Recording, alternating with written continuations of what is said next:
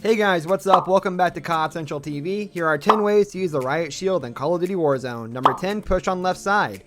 Character surrounded by green smoke using the Riot Shield to protect himself, whether advancing on enemy positions or simply looting an area. Riot Shielders benefit from choosing the left flanks. The shield is held in the player's right hand and will only cover the front right side of the user while doing actions like sprinting and sliding. Pushing the left side will allow the player to aggressively approach positions while still having some protection against incoming fire. Oh, hello. Number 9, wait for the backup plan. When most players run into a Riot Shielder, their first instinct will be to immediately start shooting, as they would have had they encountered any other enemy. This will usually last for a second or two before they defer to their backup plan. Depending on the opponent, the backup plan could be a throwing Semtex or thermite grenade. Number 8, try to fight one at a time. Getting outnumbered as a Riot Shielder is usually certain death, as enemy squads can coordinate their fire to suppress and flank for an easy kill. Therefore, creating one-on-one scenarios within a larger fight is key to surviving prolonged engagements. If opponents are pushing from different distances, use a tactful tactic to wait for the first opponent aggressively approaching, and then kill them when the second enemy is catching up, but without a shooting angle. Baiting enemies in a range is an impressive aspect of using the Riot Shield.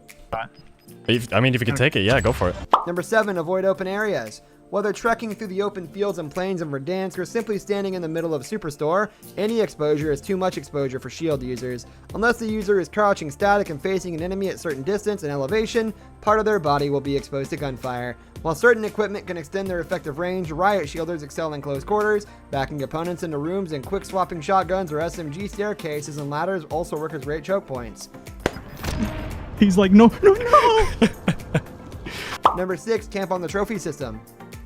One of the many useful shield upgrades, the trophy system, will destroy incoming explosives and most enemy equipment. As such, the little gadget can be a Riot Shielder's user's best friend, safeguarding the user from the most effective shield counters like Semtex and Thermite. The combination of shield and trophy can allow a single player to hold a position against an entire squad's worth of incoming fire. Yeah, somebody's definitely on the roof. Number 5, keep the shield and secondary a secret.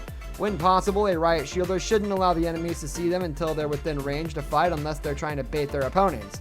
Enemies will behave differently when they see the shield and possibly begin coordinating with squad mates. The choice of secondary weapon, whether it be a shotgun, SMG, or melee weapon, should also be a secret the Shielder shouldn't reveal until the enemy is within range to finish the kill. Behind us. Alright. Tig. Number 4, jump and drop down on the swap.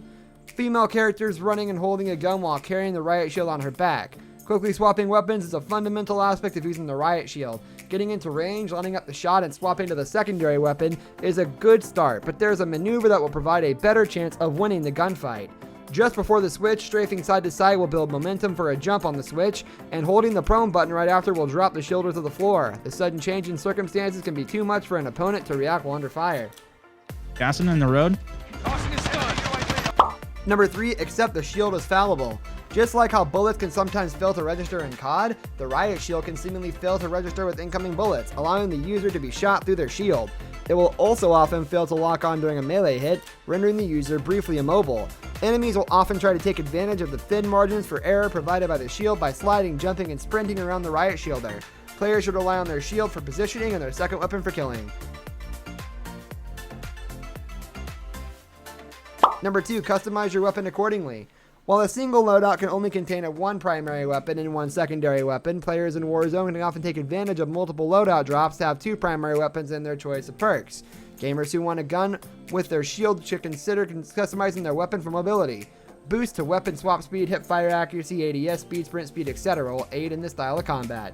Okay. We gotta go, dude. Number 1, don't be afraid to fight dirty. The heartbeat sensor is the go-to equipment for most gamers in Warzone, and for a good reason. Detecting enemies before a fight begins can be the difference between life or death. However, certain throwable equipment can leave opponents nearly defenseless, leading to an easy if cheap victory. The stun and flash grenades are great options for allowing a Riot Shielder to close the distance or make a quick getaway. The gas grenade, thanks to its quick detonation time, is also a great tool to use before a weapon swap. This brings us to the end of our video. I hope you enjoyed it. Hit like if you did, and don't forget to subscribe to our channel so you don't miss out on any of our videos in the future. Also watch the 2 videos that are on your screen because I'm sure you'll love them. With that, I'll see you in the next video. Goodbye.